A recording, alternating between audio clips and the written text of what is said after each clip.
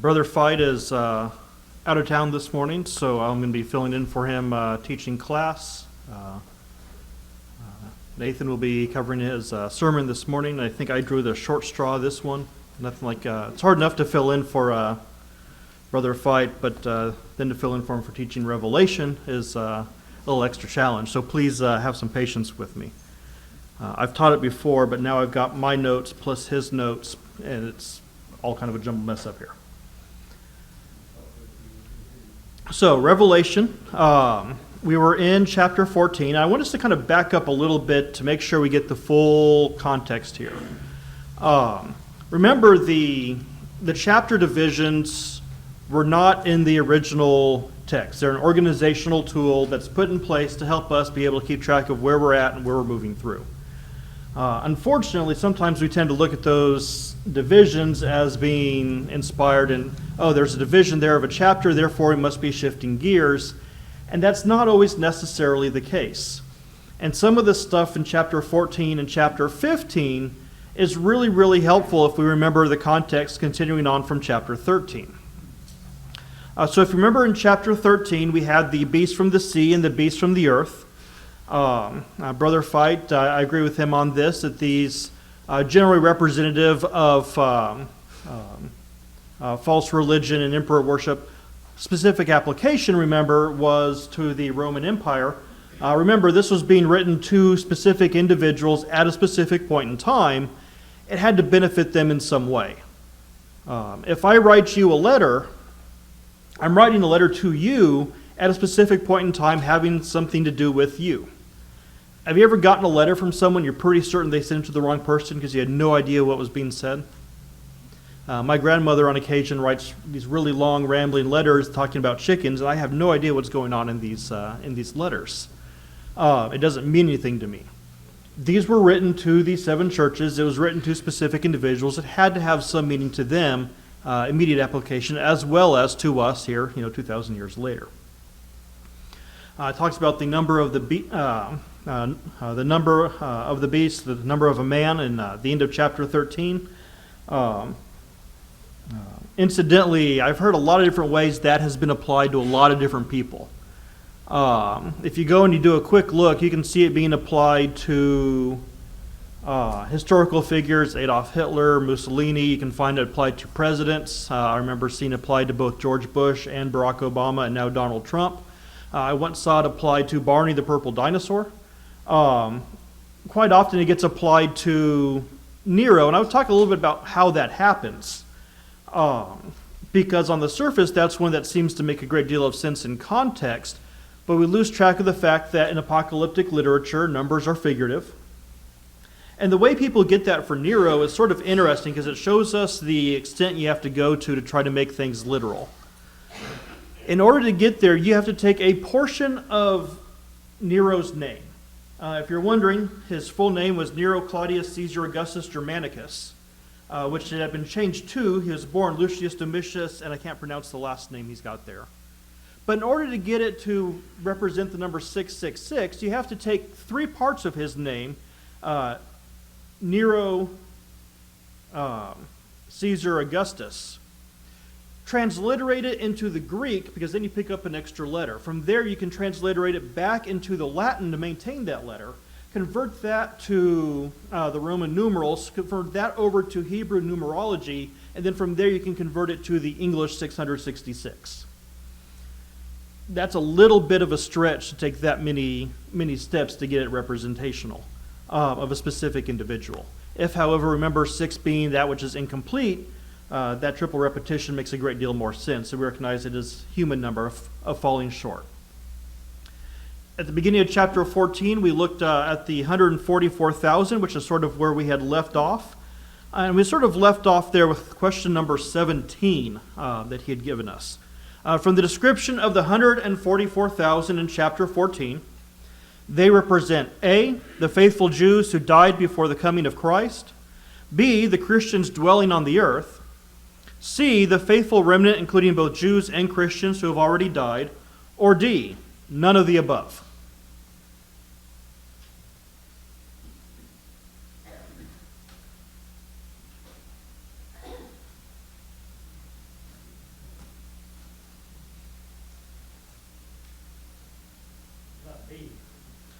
B, the Christians dwelling on the earth.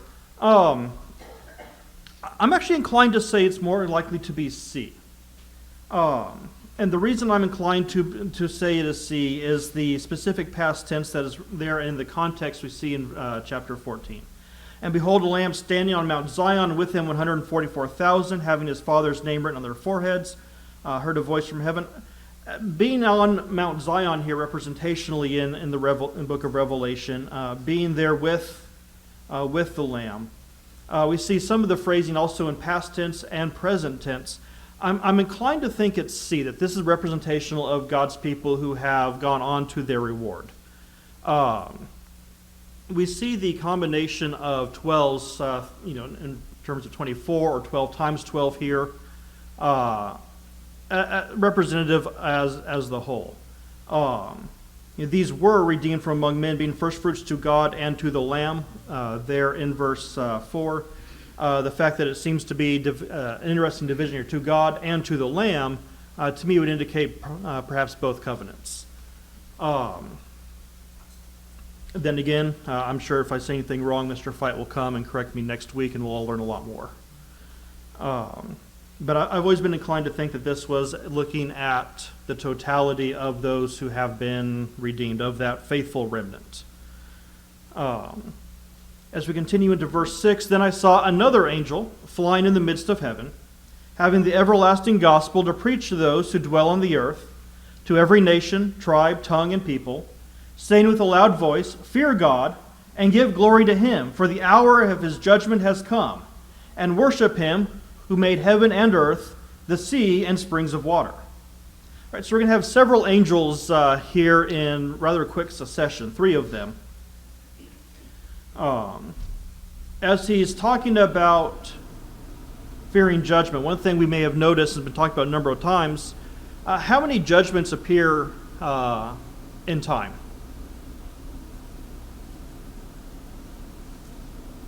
I know, a really broad question. Any of y'all trying to count?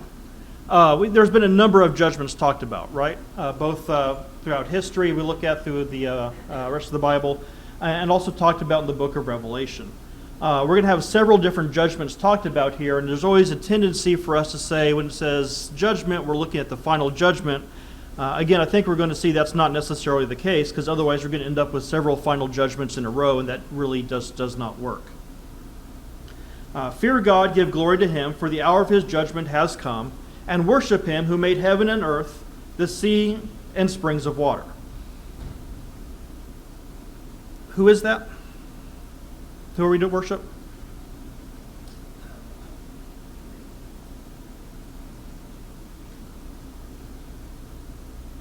God, right? And again, keep in mind, this is following up after talking about the beast from the sea and the beast from the earth and false emperor worship. And so it's still tying back to this. It is time to give God the glory. Judgment is coming. We must make sure we are worshiping the one true God, that we are not engaged in this false worship that's been put forward by the beasts.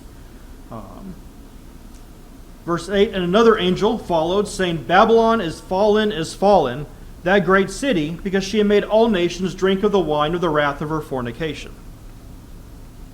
All right, Babylon is always a fun one to talk about. Obviously, there is a historical Babylon. That cannot be what we're talking about here. Babylon had risen, fallen, and that was the end of it for them long before this point was written in the first century. So it's often used as representative in Scripture as that sort of enduring evil on earth. What specific application would be likely to be made by saints in the first century as what Babylon would be representative of?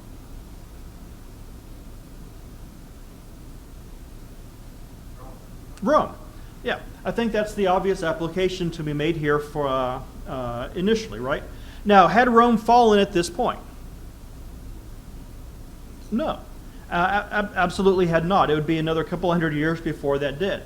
So it's interesting then that he puts it in the past tense, right? Rome is fallen. Not Rome will fall. Rome may fall. At some point in the distant future, Rome will be no more.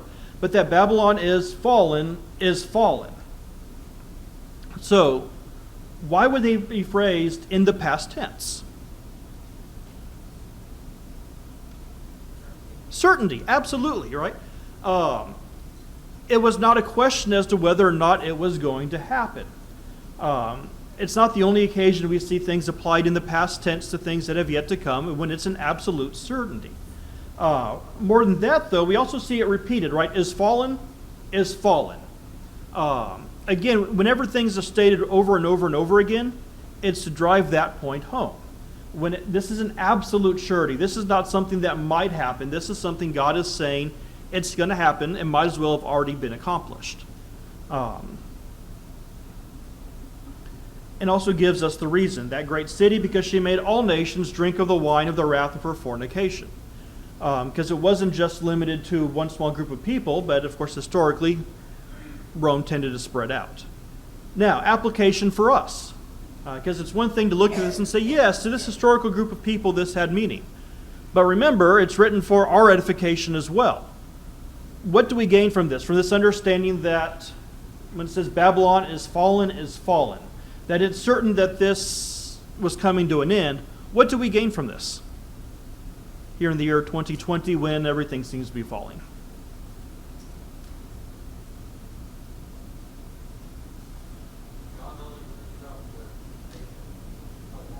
Okay, God's judgment is absolutely assured, isn't it? He's only willing to, his patience does have an end. I almost said tolerance, but he doesn't tolerate sin, but he is patient with people trying to come out of that. I'm often reminded of several times in the Old Testament where the Lord talks about how people, it's not time to go in and tell the Israelites to invade another people yet, because their sin had not reached completion yet. In other words, there was still patience, there was still time extending. We see that here. This punishment is assured. There's no way that they're going to escape judgment. God does punish sin in the end. What else?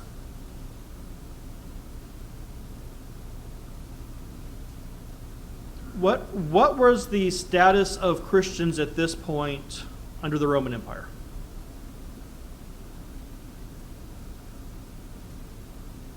Were they just having a grand old time of things? Things were going great. It was so wonderful?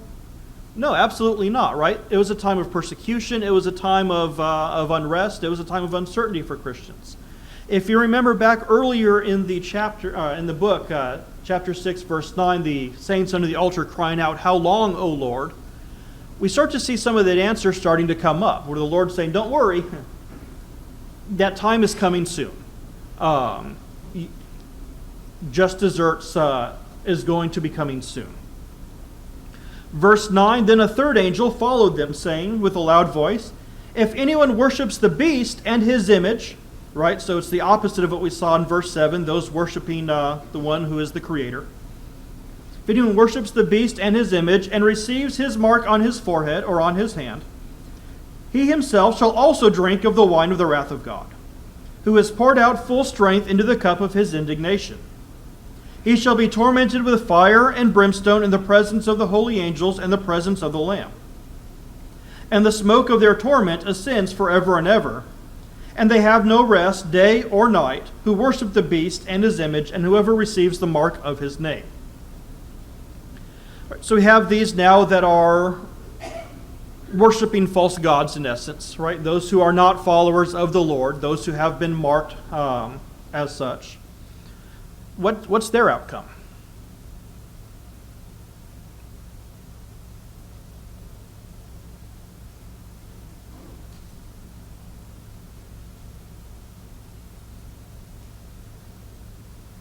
Don't overthink this one. What's their outcome?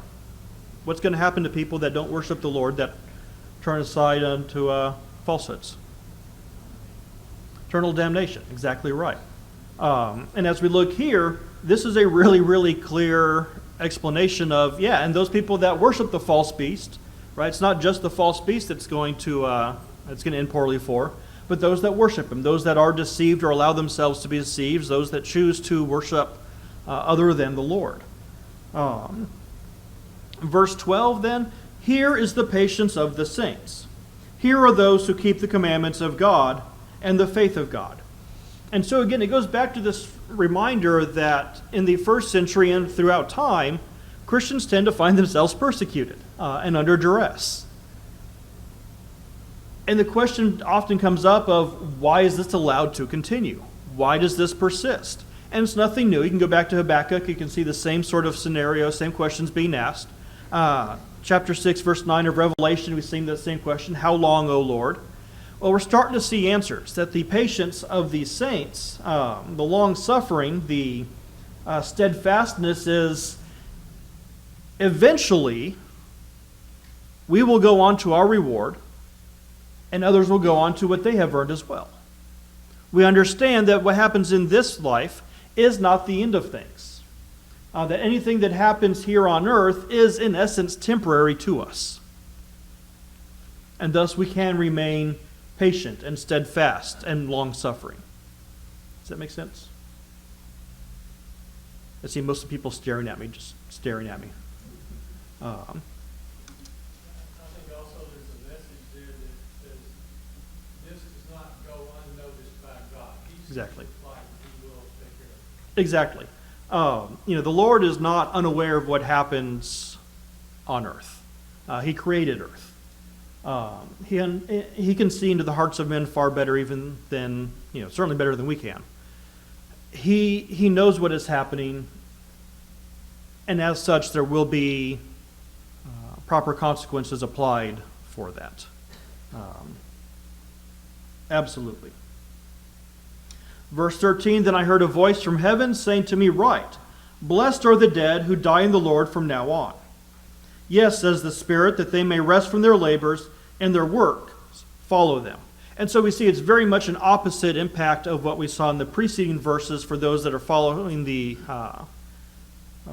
false prophet, for those that are following the beast in his image, but rather that these are going to be blessed. Those that die in the Lord, that is those who, what's another way you could phrase that?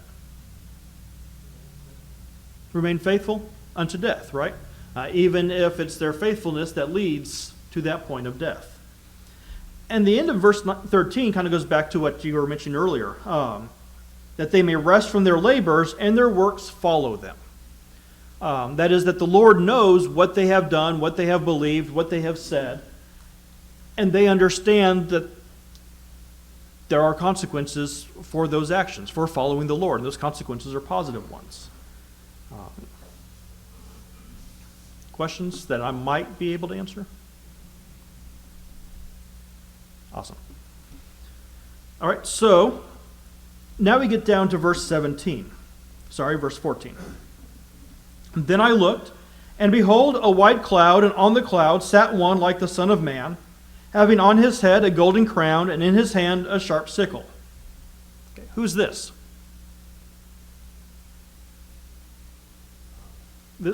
This definitely seemed to fit best with the Christ. When we see not just sitting on the cloud, but one like the Son of Man, and then having that golden crown that's associated with him. That representation of power and authority. This would seem very much to be the Christ. What's a sickle? What's it used for? Any of y'all ever used a sickle? I have not. I am very thankful I never have. But you use it for harvesting, right? It's time, you go out there, you harvest, you cut down what's been planted in the field. We quite often, throughout the scriptures, what concept do we see that associated with? Judgment. So guess what we're going to be looking at again? We're going to be looking at judgments being made. Verse 15, and another angel came out of the temple. So if he's coming out of the temple, he's coming with the authority of whom? He's acting under whose authority? God, exactly. Crying with a loud voice to him who sat on the cloud, which if you remember, we determined was Christ, thrust in your sickle and reap, for the time has come for you to reap, for the harvest of the earth is ripe. So he sat on the cloud, thrust in his sickle on the earth, and the earth was reaped. Now again, our first inclination is often, this is the final judgment, except we're about to have more judgments just about to come. We can't have multiple final judgments because then they're not final judgments. So we must be looking at a different judgment being made. If I understand his notes here correctly, Brother Fight is looking at this as judgment on persecutors. I've also seen some idea this might be the judgment that's sort of inherent with the gospel. But again, we see the Lord in control. We see a division being made between those who are faithful and those who are not. And a lot of times we think of this as being sort of a warning to those that are unfaithful, right? If you're not faithful to the Lord, punishment's coming. But then there's also the flip side of it, which really seems to fit into the context here in Revelation, which is the Lord knows our sufferings, and He is coming in judgment. There's a reminder that it's not just, oh no, you're going to get punished if you're not following the Lord, but also a reminder of you'll be protected eternally if you are with the Lord. This is this patience of the saints, right? And it's a good reminder, especially to these people in the first century that were enduring so much persecution. Verse 17, then another angel came out of the temple, which is in heaven, he also having a sharp sickle. All right, so another angel coming with the authority of the Lord in judgment. And verse 18, and another angel came out from the altar, who had power over fire, and he cried with a loud cry to him who had the sharp sickle, saying, thrust in your sharp sickle and gather clusters of the vine of the earth, for her grapes are fully ripe. All right, so the fact that the angel is coming from the altar, we've talked about the altar several times in Revelation already. How does this help us understand that God answers prayer? His question number 23 he had.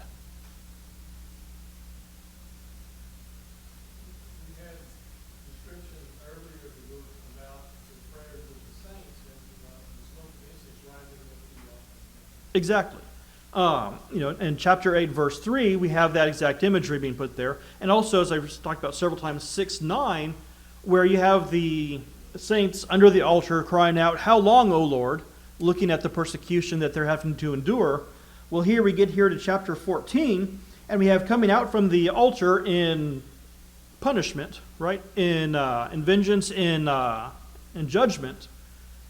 It's sort of a direct answer, isn't it? How long do we have to endure? Well, here's how long. Here's what's coming. Not giving a specific date, but rather this is what's assured to happen. Because remember, Babylon is fallen, is fallen. Verse 19, so the angel thrust his sickle into the earth, and gathered the vine of the earth, and threw it into the great winepress of the wrath of God. And the winepress was trampled outside the city, and blood came out of the winepress up to the horses' bridles, for 1,600 furlongs. So who is going through God's winepress of wrath?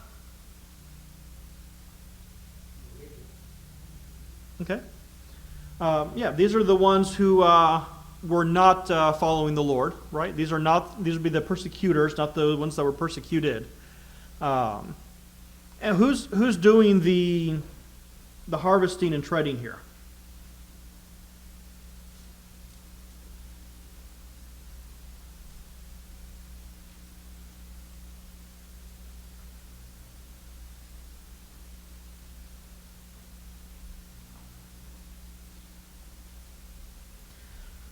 Verse 19, so the angel, right?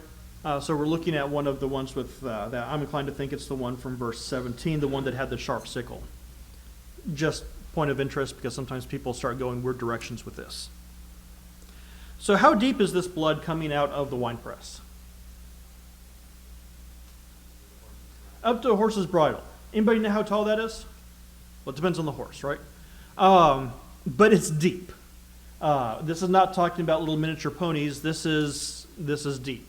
I know my dad, there's horses next to him next door, and some of those horses vary in height. Some of them are ridiculously large. That's deep. And then we see how widespread it is, right? 1,600 furlongs. Any ideas as to what that might mean? 100 miles? My footnote said 184 miles. So in other words, Okay. But remembering that numbers are representative in apocalyptic literature, right? Not just here in Revelation, but also in Daniel, also in others that are extra biblical. We have numbers mean something. 4 generally sort of represents the earth, so you have the earth, complete. It's sort of expressed in this number, saying this is not just going to be one place, that God has a plan for the entire earth. Eventually, all those that are sinners will be facing their penalty. And certainly here, at this very significant one in the first century. All right, verse 15. Chapter 15. Believe it or not, I have taught Revelation before. It's just been 7 or 8 years. Then I saw another sign in heaven, great and marvelous, 7 angels having 7 last plagues, for in them the wrath of God is complete. All right, what's it mean? What do you think when it says it's complete or is finished? I mean, how is that a little bit different from something we saw earlier? In lesson 7, I'm giving you a little bit of a hint here on question number 1.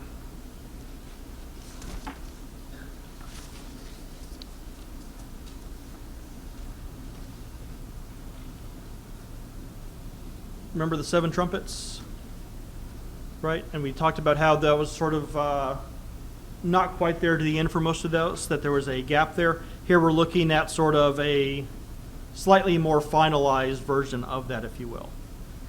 Verse 2, and I saw something like a sea of glass mingled with fire, and those who have the victory over the beast, over his image, and over the mark, and over the number of his name, standing on the sea of glass, having harps of God. So what's the significance of them here standing on the sea of glass mingled with fire?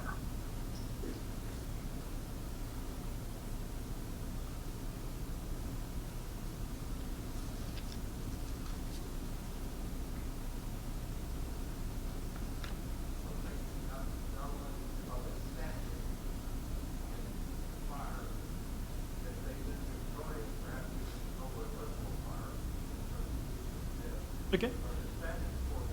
They're standing before God. They've been victorious at this point. It is interesting to note that this sea of glass, which is also appears in Revelation, is sort of a division between where God is and where man is. So these are ones that have been victorious, but yet are still not completely with God. My mind sort of immediately goes back to the rich man and Lazarus. Right, these are ones that are in Abraham's bosom, in essence, would be my understanding of this.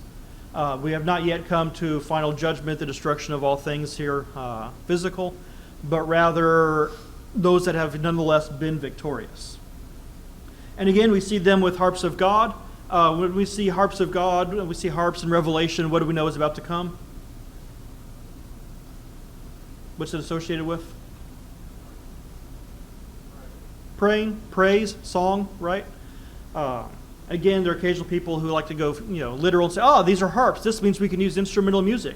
Yes, but apparently only if we're standing on seas of glass that are filled with fire. Verse 3, they sing the song of Moses, the servant of God, and the song of the Lamb, saying, "Great and marvelous are your works, Lord God Almighty. Just and true are your ways, O King of the saints. Who shall not fear you, O Lord, and glorify your name? For you alone are holy.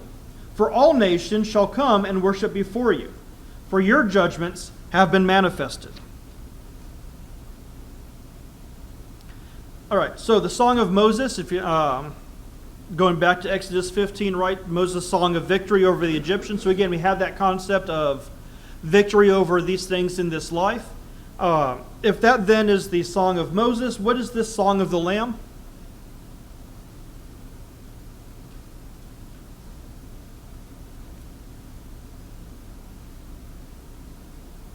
Look in verse 3 and 4, right?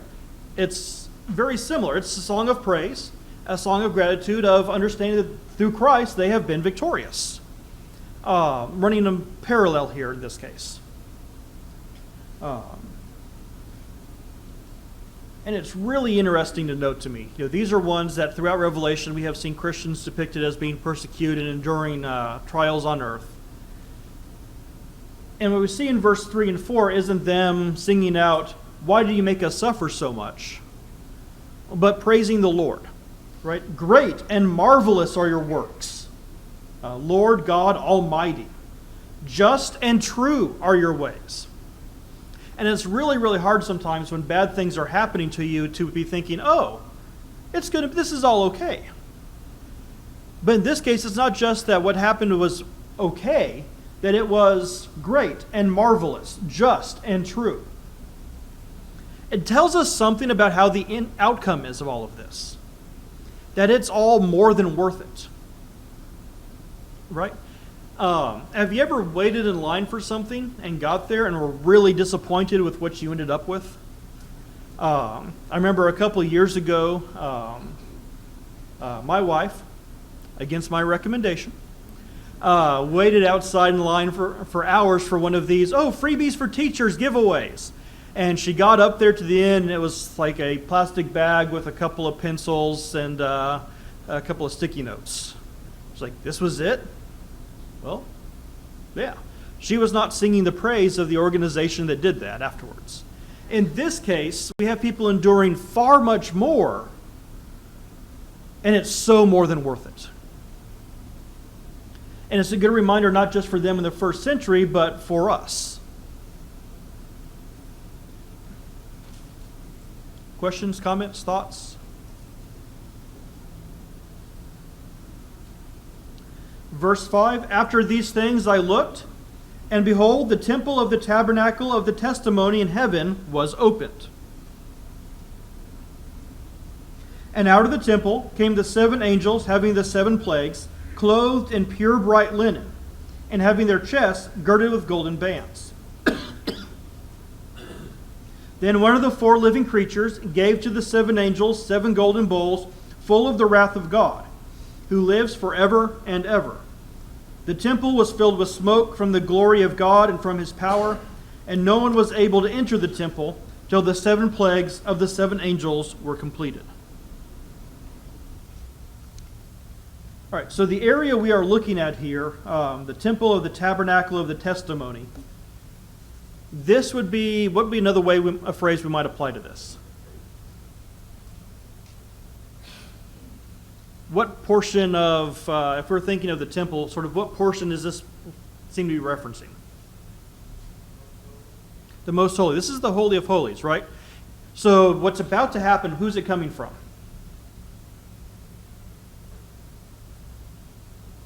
Don't overthink it. This is what's coming out from that, who's behind this? Who's authorizing it? God. And that's something that's going to be important for us to remember going through is, once again, who's in control of everything here? It is the Lord. Even though people had endured and it felt quite often that Rome was in command, ultimately the Lord is still in control. He still rules. All right.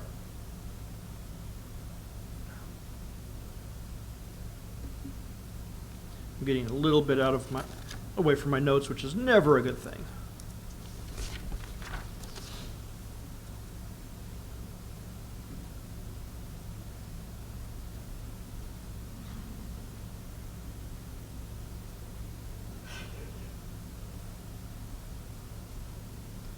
Verse 8, the temple was filled with smoke from the glory of God and from his power.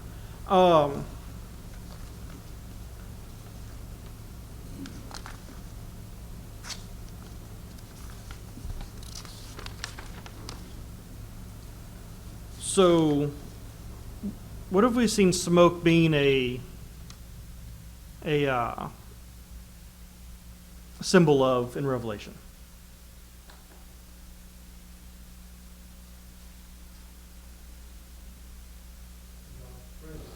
God's presence. We've seen it as being also of prayer. Here it's very much smoke from the glory of God and from his power, right? Have you ever been in a room full of smoke? it's usually not a lot of fun. Is there usually any place you can go to avoid the smoke? It's overwhelming, right? And it spreads. It's everywhere.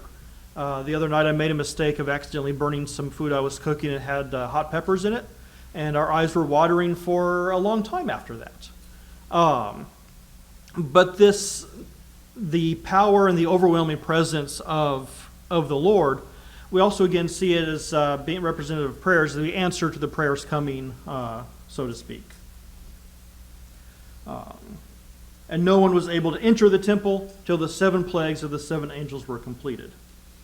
16 verse 1, Then I heard a loud voice from the temple saying to the 7 angels, Go and pour out the bowls of the wrath of God on the earth.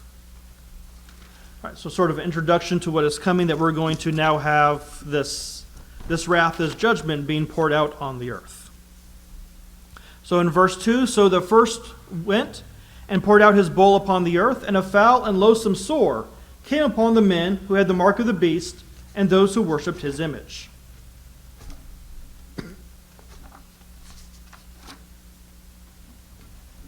All right, so who's being impacted by this judgment? Idol worshipers, right? Those that are not worshiping the Lord. This is not a judgment upon all mankind so much as, once again, this is a judgment upon those that are not following the Lord.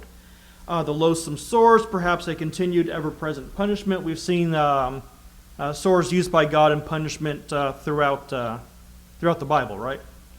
Think of any other obvious times where the Lord used sores as a judgment?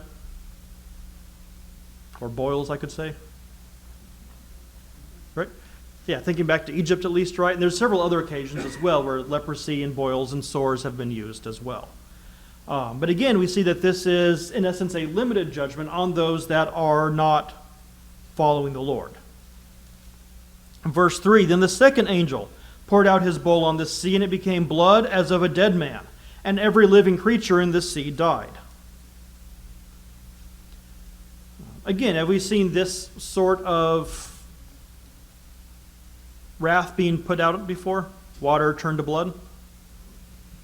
And again, if we're reading this, it's almost certain the Christians in the first century were also thinking of similarities back to the plagues on Egypt, right? It's interesting to me that we get some of these here because, and we're going to see some more in verse 4 of this, what was the purpose of all of that? Do you remember back in Exodus? What was the purpose of this? Yeah.